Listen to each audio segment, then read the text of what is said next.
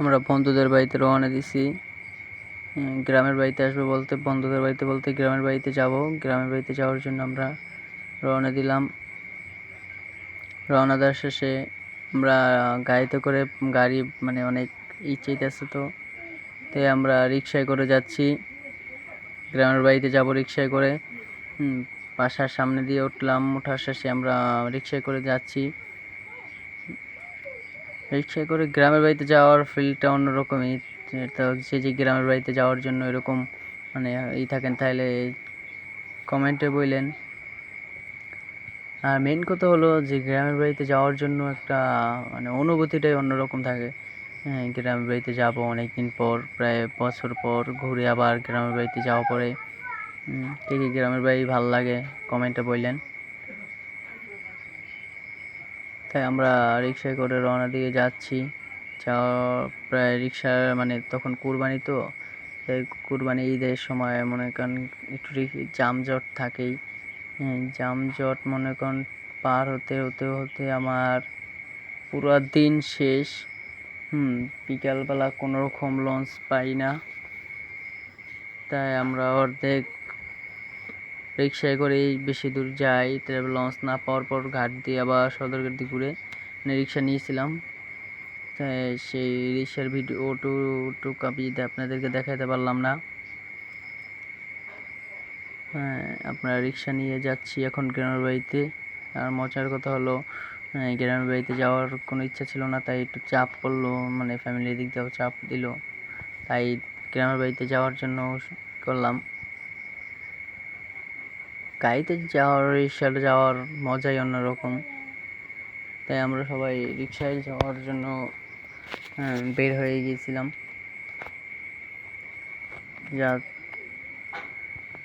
যাওয়ার পথে রাস্তায় অনেকগুলোই গরুর হাট দেখলাম, তাই আমরা চিপা দিয়ে যাচ্ছি কলির রাস্তা দিয়ে, কারণ মেন রোডে গরু উঠছে, তাই গরুর হাট দিয়ে তো যাওয়া যাবে না, সেখানে অনেক জ্যাম। তাই আমরা একটা ছোটোখাটো রাস্তা দিয়ে ঢুকলাম। রিক্সাওয়ালা মামা সেই ওনার চালান দেখে আমি ফিদা, কি বলবো।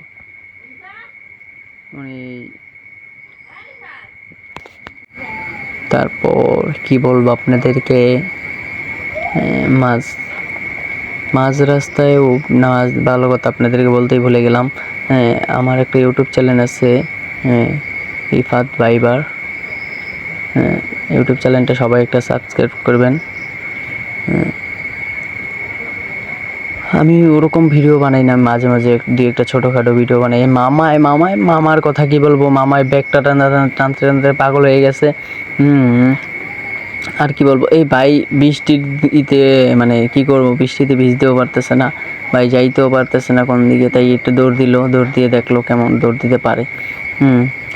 মাঝখান দিয়ে আমাদের পলিটা বৃষ্টিতে টানছিল, তাই বৃষ্টিতে টানার কারণে পলিটাই আরেক কাকু পাশে আমাদের আফা, আফা কি বলবো আপনাদেরকে। তারপর চলে এলাম আমরা অন্য রাস্তায়, গলিতে। মামায় গলি চিপা চাপা জেনে আসছে, সব দিয়ে মনে করেন চালাই দিচ্ছে, কোনো থামাথামির সিস্টেম নেই আর কাছে। সবজিওয়ালা নাকি, আর খালায় কত কষ্টে আছে। খালার জন্য মায়া লাগলো। ভাই পারে না ছাতা মেলতে, পারতেছে না বাজার ধরতে, কি করবো, তাই বাজার দিয়ে মাথায় উপরে দিয়ে রাখছে। কি সুন্দর মার্কেট, মন চায় আমারও মার্কেট করতে। আরে আফাই মার্কেটে ঢুকছে নি। আরে আফা, ও ভাই গো, এটা কি দোকান নি? মামা দাঁড়ান, একটা চা খাইছি। মামায় বললো চা খাওয়া লাগবো না, তুমি পান খাও, এই জায়গায় চা বেছে না। আমি বললাম ও যাক, সেটা বড় কথা নয়। বড় কথা আমরা প্রায় অনেক কাছাকাছি চলে আসলাম। বৃষ্টির দিনে কেউ ডাব খায় নাকি? এই বেটার মাথায় মনে হয় তার নাই, একটাও তার নাই। বেড়া দেখে বোঝা গেছে বেটার মাথায় একটাও তার নাই। না হইলে বৃষ্টির দিন কেউ ডাব নিয়ে আসে? আরে আপু ভিজে যায়। আরে আপু মায়া লাগে আপুর জন্য। আরে দেখছেন কি সুন্দর বডিগার্ড, এরকম বডিগার্ড আমগো তো লাগে। কাঁঠাল জাতীয় ফল নাকি রাস্তায় পড়ে থাকে? এই ঠিক কোন ভাই, জাতীয় ফল নাকি রাস্তায় পড়ে থাকে? আরে জাতীয় ফল তো বলাই যায় না, কি বলবো আপনাদেরকে বলেন, জাতীয় এমন একটা ফল। আরে মার্কেট মার্কেট মার্কেট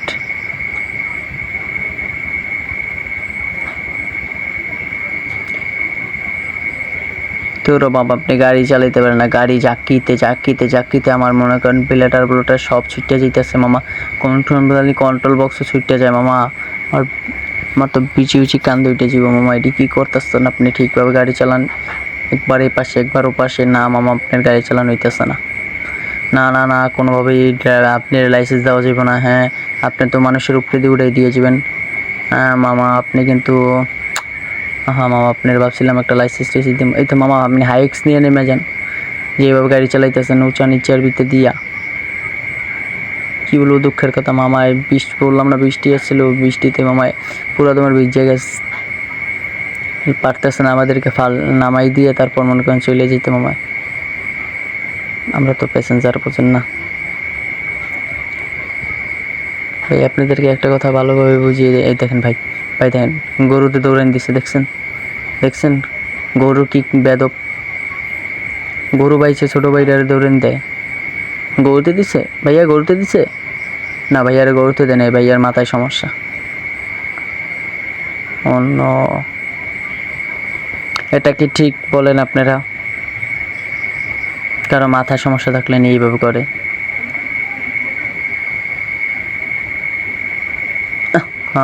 গাড়ি পায় না ভাই গাড়ি পায় না, ভাইয়ের কষ্ট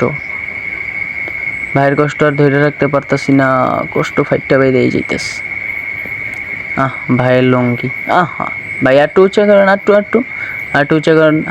ভাই এই বাবা তো, এই ভাই মোটামুটি মনে করেন লাইসেন্সের ভিতরে আছে, ওনার এরিয়ার ভিতরে আছে, দেখা বোঝা যাইতেছে।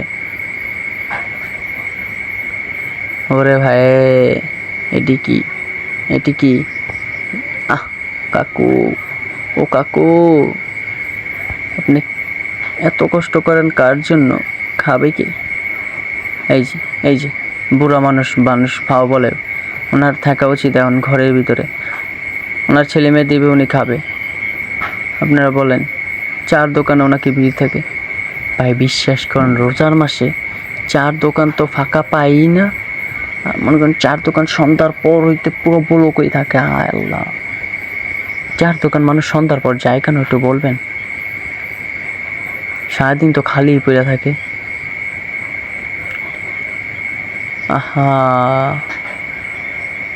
না না না, কাকু তো ভুল পথে চলে গেছে। হ্যাঁ কাকু, চিনেন না, কি বলবো, মামায় তো ভুল পথে গেছে গা মামা। এই দি ভাইরা, এই লাইসেন্স করা ভাই। যেই মামাদের কথা বলছি, এই যে মামায় দেখছেন 2 জন কত সুন্দর দাঁড়িয়ে আছে। এদের যদি মাথার তার একটু আউলায়, তাহলে তো মনে করেন এলাকা লন্ড করে আলাইব। এলাকার আপনার মনে করেন গাড়ি থাকুক, কুকুর সামনে এলাম, মানুষ থাকুক, কিচ্ছু মানবো না, পুরো ফিসাই যাইব গা। কি হইলো মামা এখন মনে করেন বর্তমানে আমাদের স্টেশনে আইসা পড়ছি আমরা, এখন মামার থেকে আমরা চলে যেতে দিব। হ্যাঁ, আর কি বলবো, এই তো গ্রামের বাড়িতে চলে আইসি নাকি বলতে, আপনাদের মাঝখানে ভিডিওটা মানে শ্যুট করতে পারিনি ঝামেলার ভিতরে। গ্রামের বাড়িতে আইসে এখন এক বন্ধুর মানে একটারে পাইছি ঈদের দিনকে নামাজ পড়ার জন্য, তাই এখন ওপরে জিজ্ঞেস করলাম, ভাই আপনাদের অনুভূতিটা কেমন? সে বললো, আমার এখন মেয়ে দরকার, একটা মেয়ে ছাড়া সিঙ্গেল লাইফ আর ভালো লাগে না, তাই আপনাদেরকে যদি কোনো বন্ঠন থাকে কমেন্টে বললেন। আমার ভাই কিন্তু দেখতে কিন্তু মাশাআল্লাহ। এখন বন্ধুর বাড়িতে যাচ্ছি, আর বন্ধুকে মনে করেন তুইলে আনতে সকালবেলা মনে হয় ঘুমাইতেছে, এখন তাই বাইরে বন্ধুটারে নিয়ে যাইতেছি ওর কাছে। যদি ওরে পাই তো কপাল ভালো, না পাইলে কি করার, তাই রাস্তা দিয়ে হাঁটতে যাইতেছি। বন্ধু এই সকালবেলা উঠে মনে করেন আমাদের যা কাজ, এই যে বন্ধুদের বাড়িতে, এটা হলো আমাদের বন্ধুদের বাড়ি রাস্তা, তাই আমরা ঢুকে গেছি বাড়ি, পুরো হামলা, বুঝেন না, অ্যাটাক ডাইরেক্ট বাড়িতে মনে করেন ঢুইকা। এই মামায় দেখছেন সকালবেলায় উঠে গেছে ঘুম থেকে মামায়। তাই বন্ধুর তো খুঁজতেই পারতেছি না। হ্যাঁ, বন্ধুর তো খুঁজেই পাইতেছি না আমি। তাই বন্ধুর আম্মুরে জিজ্ঞেস করলাম, বন্ধু ইয়াসিন হ্যাঁ, তাই সবাই বললো না, ও তো নামাজে চলে গেছে। আমি ভাবলাম হায়, যে বন্ধু শুক্রবার জুম্মার নামাজ পড়তে গেল, ওরে 10 বার বলা লাগে, সেই বন্ধু আজকে সকালে নামাজে গেছে, মসজিদে মনে হয় জিলাপি দিব। হ্যাঁ পাইছি, মসজিদে জিলাপি দেবো। আমি বন্ধুরে বলতো তুই থাক, আমি জিলাপি লই আই, কারণ জিলাপি ছাড়া তো মসজিদের, ভাই আপনি যা বলেন আর না বলেন, মসজিদের জিলাপির মতো স্বাদ আর নাই।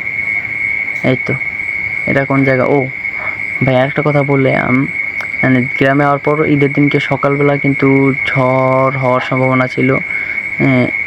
ভাই ওটা কিছু দেখেন না, ওটা আমার ফুফাতো বোন। হ্যাঁ, ওটার দিকে নজর দেওয়া যাবে না, ওর দিকে। হ্যাঁ, এটা আমার বোন, সতৈল বোন। ওর জন্য সবাই দোয়া করবেন। কেন কেন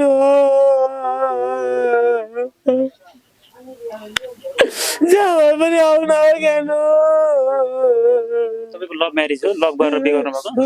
लभ म्यारेज हो मेरो। जसरी भए पनि आऊ, म अब कहिले जिन्दगीमा मेरो सास हुइन्जेल म बाँचिन्जेल बिहे गर्नेवाला छुइनँ। ज्ञानो तर तिमी तपाईँ त यो कान्छी श्रीमतीको लागि जेल पनि त बस्नु भएछ नि त, होइन? म जेल बसेरै मलाई यतिसम्म माया छ मेरो बुढीको। मैले केही गल्ती गरेँ होला बुढी, मलाई माफ दिएर भए पनि हजुरहरूले मानवको धर्मले पनि एकचोटि फिर्ता आइजे भनिदिनु होला हजुर। 100 जनामा 50 जनाले नराम्रो भन्नुभयो भने पनि 50 जनाको कुरा खाएर भए पनि मेरो बुढी जसरी भए पनि आइदिनु हो। देश विदेशबाट सबैबाट